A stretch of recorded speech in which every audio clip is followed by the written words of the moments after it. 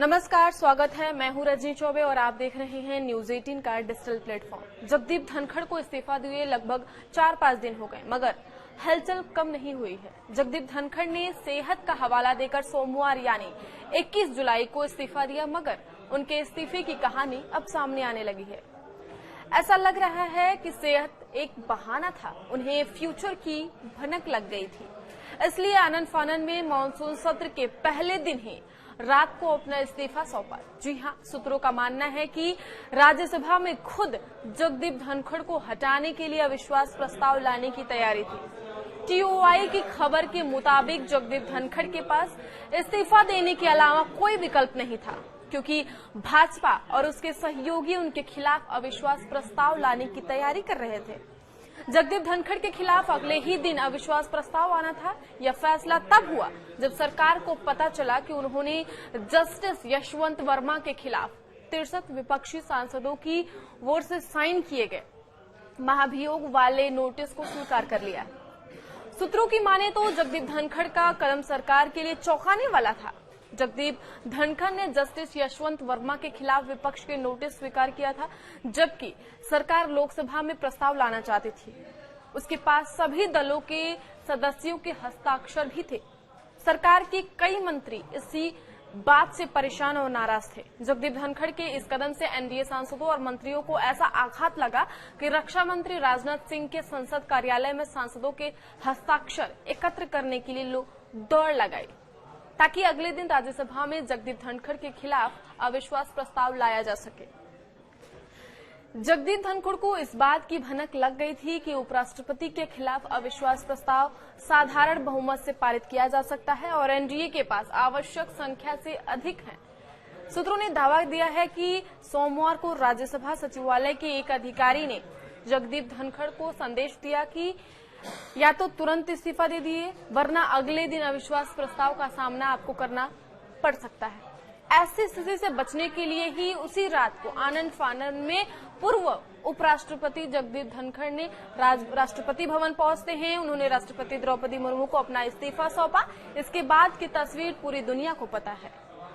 दरअसल जगदीप धनखड़ ने अपने इस्तीफे में सेहत का हवाला दिया। उन्होंने कहा कि वह अपनी सेहत को प्राथमिकता देना चाहते हैं, मगर कांग्रेस को शुरू से ही दाल में कुछ काला नजर आ रहा था। अब तस्वीर साफ हो गई है। सूत्रों का कहना है कि जगदीप धनखड़ को करीब 25 मिनट तक राष्ट्रपति भवन में इंतजार करना पड़ा था। उनके लिए विदाई भाषण का भी आयोजन नहीं किया गया। कांग्रेस ने सरकार से उनके इस्तीफे की वजह की मांग की है। सूत्रों का यह भी कहना है कि जगदीप धनखड़ का केंद्रीय मंत्रियों संग व्यवहार अच्छा नहीं था। अक्सर वो उन लोगों के साथ कठोरता से पेश आते थे, बैठकों के दौरान डांट डपट देते थे और अपमानित भी करते थे। ऐसे सीनियर मंत्री सब नाराज रहते थे उनसे।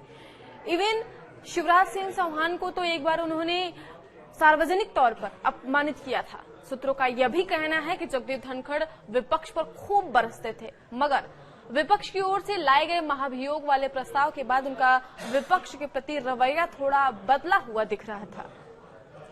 अब थोड़ा हम बात कर लेते हैं कि जब जगदीप धनखड़ ने इस्तीफा दे दिया है, लेकिन उनके इस्तीफे के बाद अब नया उपराष्ट्रपति कौन होगा।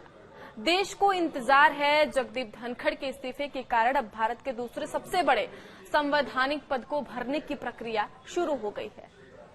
उपराष्ट्रपति चुनाव को लेकर अब निर्वाचन आयोग ने बुधवार को नोटिफिकेशन जारी कर दिया। चुनाव आयोग आने वाले दिनों में कार्यक्रम जारी करेगा। संविधान के अनुच्छेद 68 के तहत उपराष्ट्रपति पद को ज्यादा समय के लिए रिक्त नहीं छोड़ा जा सकता है।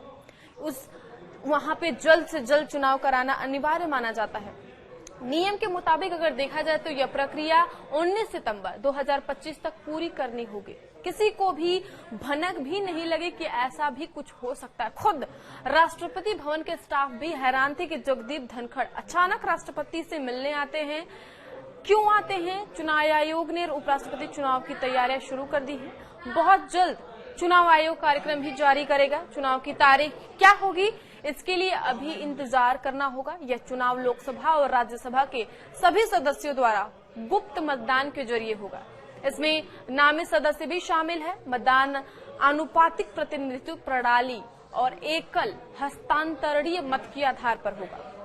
कायदे से अगर देखा जाए तो एनडीए के पास बहुमत है और नया राष्ट्रपति पूरे 5 साल कार्यकाल के लिए चुना जाएगा। वर्तमान में राज्यसभा के उपसभापति हरिवंश नारायण सिंह इस रिक्ति के दौरान सभापति की जिम्मेदारियां संभाल रहे हैं। एनडीए के पास दोनों सदनों में सबसे ज्यादा बहुमत है, वह जल्द ही अपने उम्मीदवार की घोषणा कर सकता है। कांग्रेस सूत्रों का भी कहना है कि उसकी ओर से भी कैंडिडेट उतारने पर विचार किया जा रहा है।